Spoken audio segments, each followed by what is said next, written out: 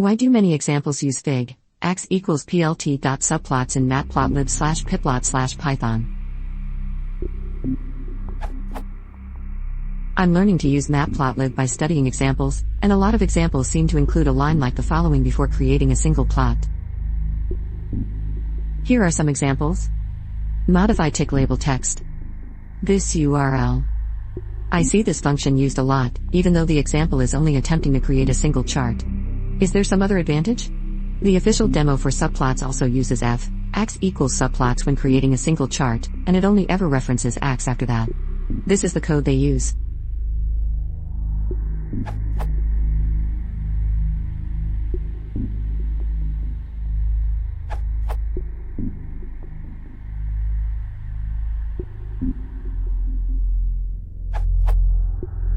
Plt.Subplots is a function that returns a tuple containing a figure and x as objects.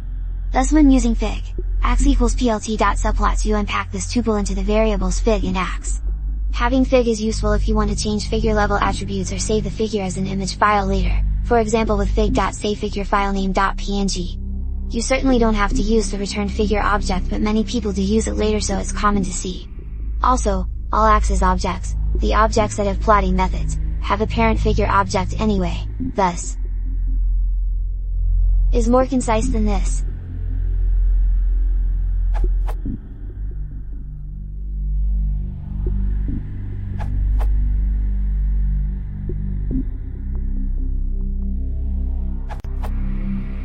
Just a supplement here. The following question is that what if I want more subplots in the figure? As mentioned in the doc, we can use fig equals Plt.Subplots and rows equals 2. Goals equals 2, to set a group of subplots with grid 2, 2 and one figure object. Then as we know, for fig, x equals Plt.Subplots returns a tuple. Let's try fig, x1, x2, x3, x4 equals Plt.Subplots and rows equals 2, cols equals 2 firstly.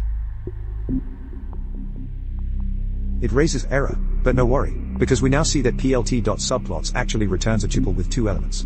The first one must be a figure object, and the other one should be a group of subplots objects. So let's try this again. And check the type. Of course, if you use parameters as rows equals 1, cols equals 4, then the format should be.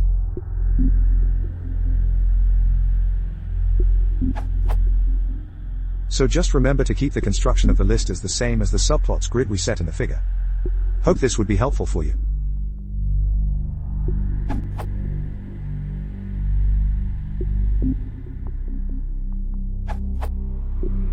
As a supplement to the question and above answers, there is also an important difference between Plt.Subplots and Plt.Subplot. Notice the missings at the end.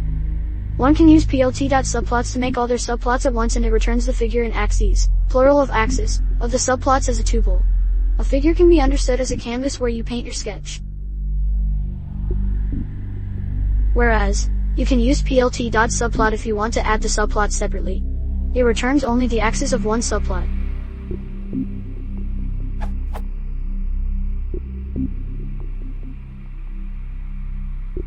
However, Plt.Subplots is preferred because it gives you easier options to directly customize your whole figure.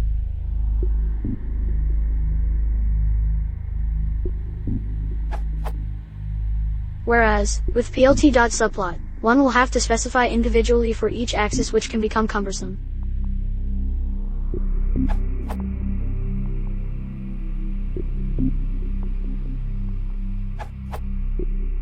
In addition to the answers above, you can check the type of object using type Plt.Subplots, which returns a tuple. On the other hand, type Plt.Subplot returns matplotlib.axis._subplots.axisubplot, which you can't unpack.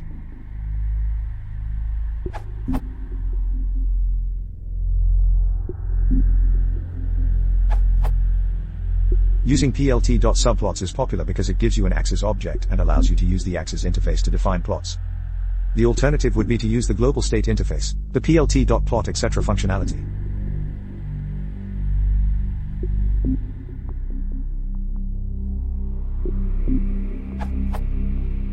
So why do we prefer axes? It is refactorable, You can put away some of the code into a function that takes an axis object, and does not rely on global state. It is easier to transition to a situation with multiple subplots, one consistent/familiar interface instead of switching between two, the only way to access the depth of all features of Matplotlib. The global state version was created that way to be easy to use interactively, and to be a familiar interface for MATLAB users, but in larger programs and scripts the points outlined here favor using the axis interface. There is a Matplotlib blog post exploring this topic in more depth, Pyplot versus object-oriented interface. It is relatively easy to deal with both worlds. We can, for example, always ask for the current axis, ax equals plt.gcr, get current axis.